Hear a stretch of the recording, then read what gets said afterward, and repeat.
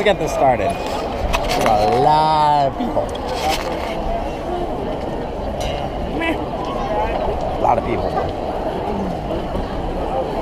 Careful, Jackie. Maddie's behind you. Okay, let's take this here. Let me get down there. Pretty sure that's not Bryce because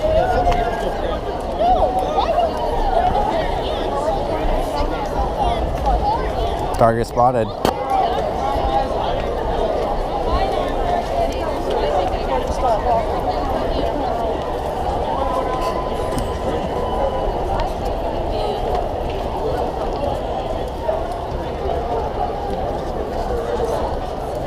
Where's Andrew? Oh, He's coming. This is happening. you and your daddy go up there too.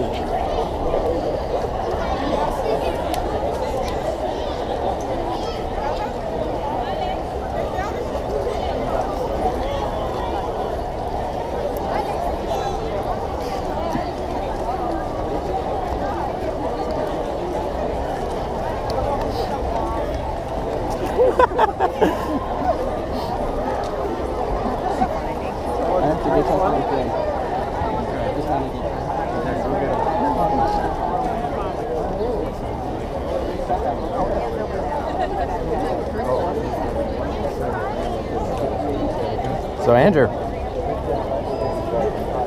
it happened. It happened.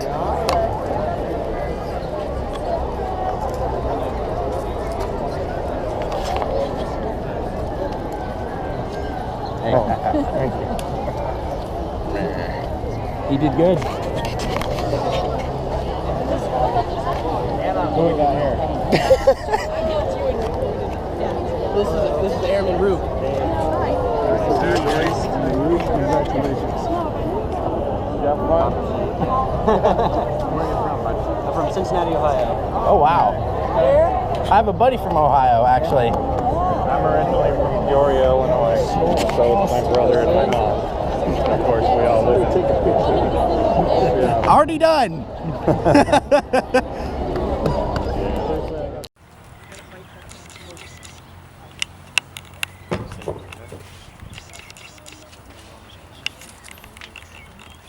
Well, good morning, everyone. Don't we have a fine-looking group of airmen before us today?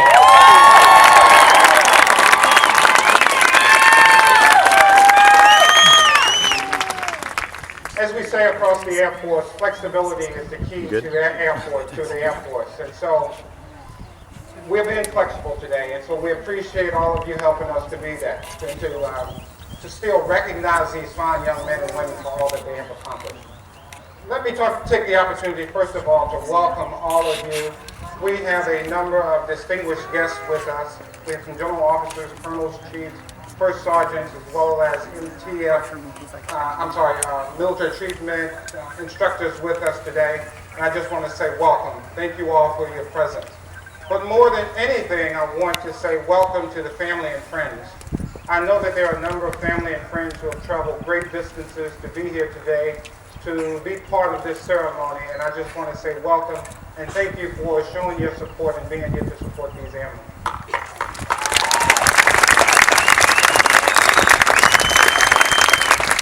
To the airmen before me, let me say congratulations to all of you. What a great accomplishment you have achieved over the last 7 months. And while it's an accomplishment for you, it's also an accomplishment for the United States Air Force. And the reason it's an accomplishment is because 7 weeks ago, these young individuals came through the gates and as civilians. Now these individuals are about to leave as proud airmen of the United States Air Force. Airmen who are able to help us to meet our mission, to fly, fight, and win in air, space, and cyberspace. And that says a lot. Let's give them a hand again.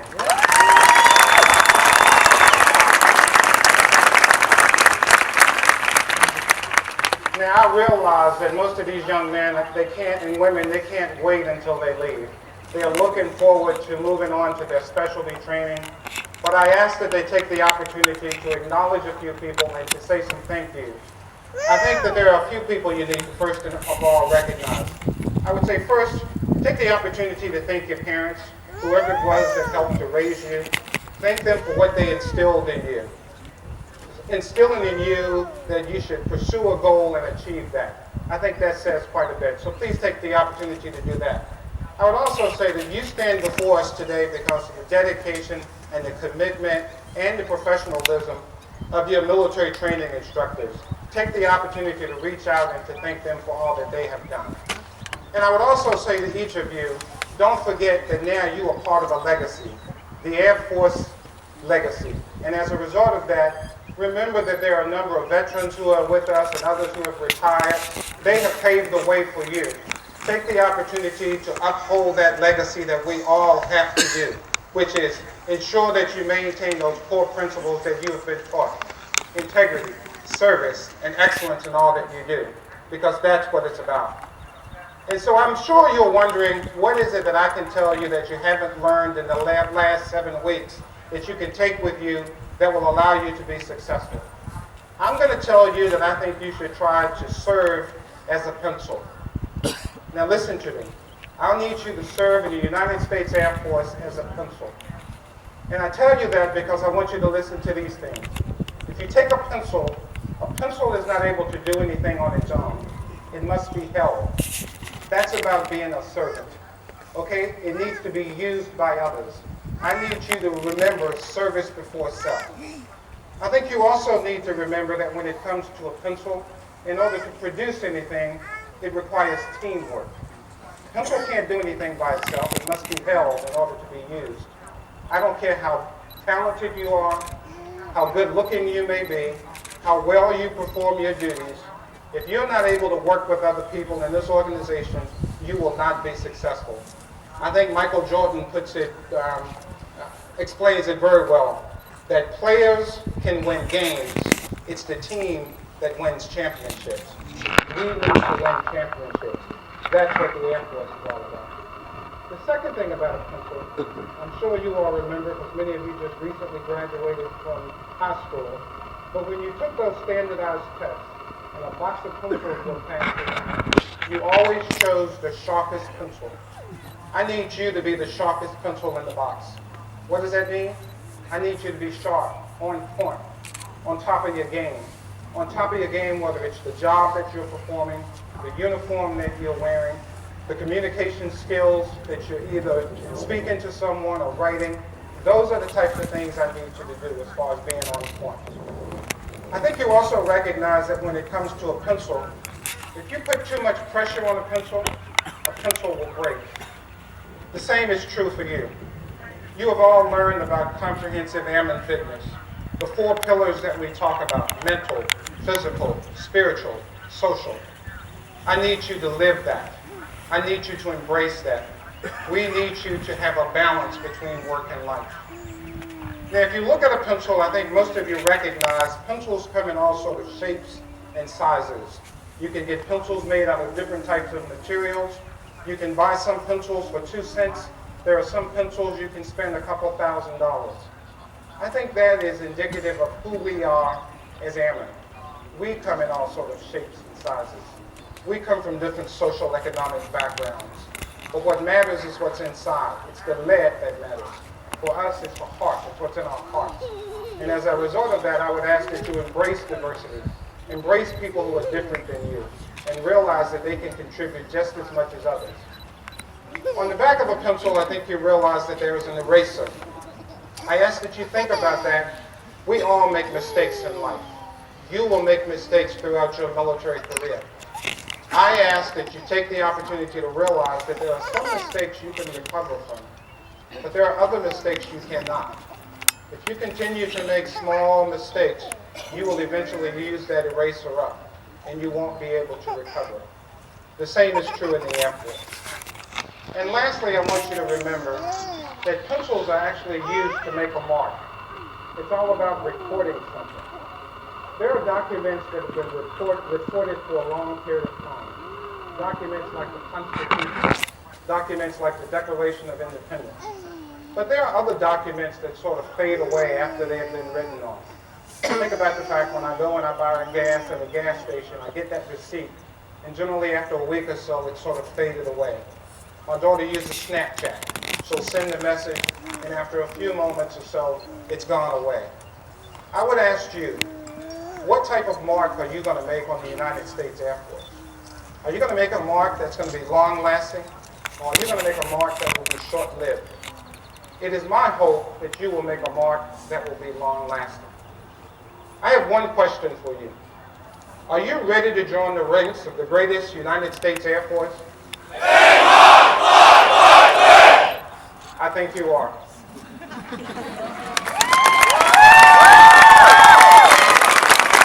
Ladies and gentlemen, please stand. General Allen will now administer the oath of enlistment. Please raise your right hand and repeat after me. I state your name. Do solemnly swear or affirm that I will support and defend the Constitution of the United States against all enemies, foreign and domestic. That I will bear true faith and allegiance to the same. And that I will obey the orders of the President of the United States and the orders of the officers appointed over me. According to regulations and the Uniform Code of Military Justice, so help me God. Congratulations, Airman.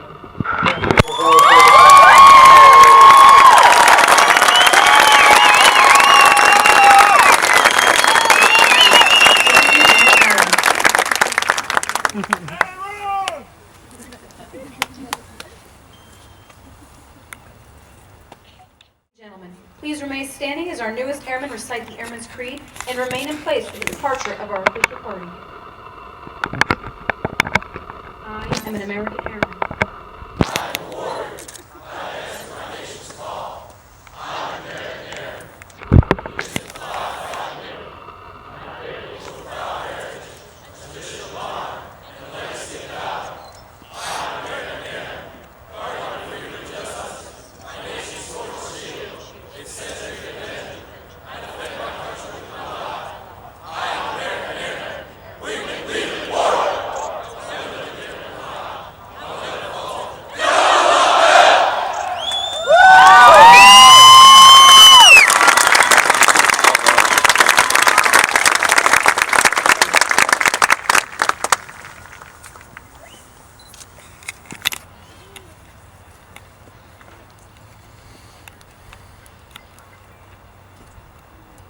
Thank you. Please be seated.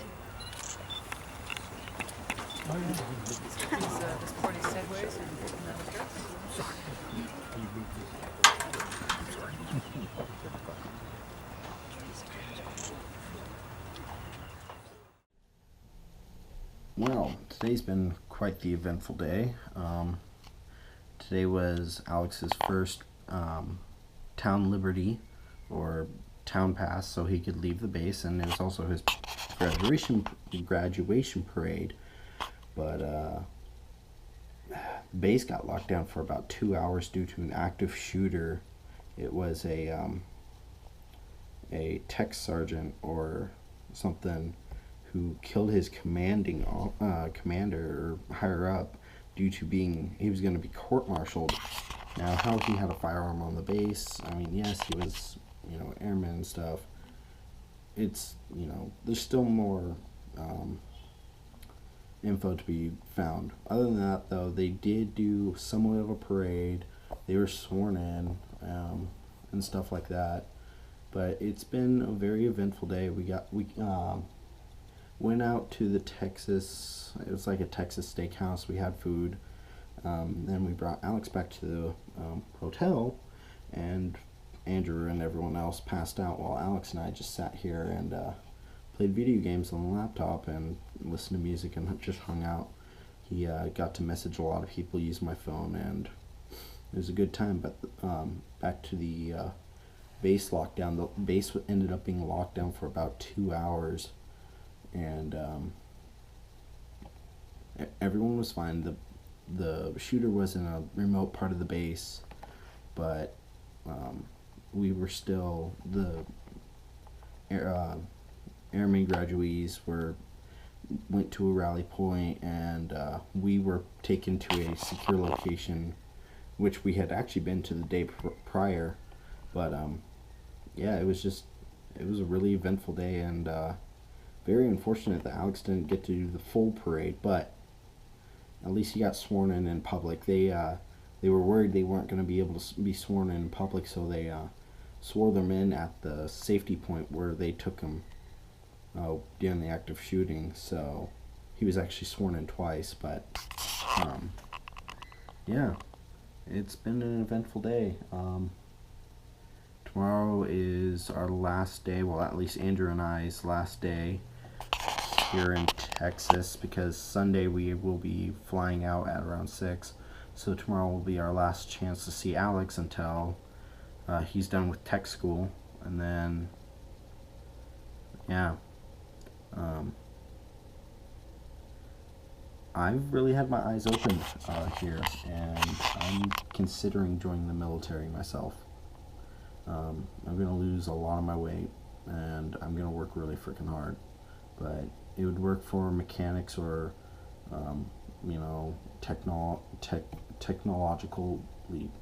technology-based jobs, or even do the security like he does. I don't know. All I know is that I feel like doing something like this will get my life together and get myself personally more suited to who I want to be and stuff. I just feel like I need to work hard, and yeah. So this is probably gonna be, yeah. This has been a big changing point in my life. Seeing Alex the way he is, it really, really has sent my determination through the roof, and I feel like I finally have a better hold on my ADHD.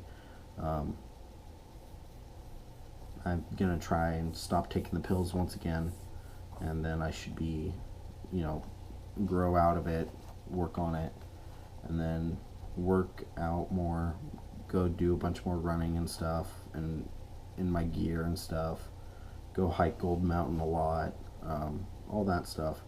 Just lose weight, get more fit, get a little bit stronger, and then when Alex gets back, he's doing like a 1-week recruitment assistant thing.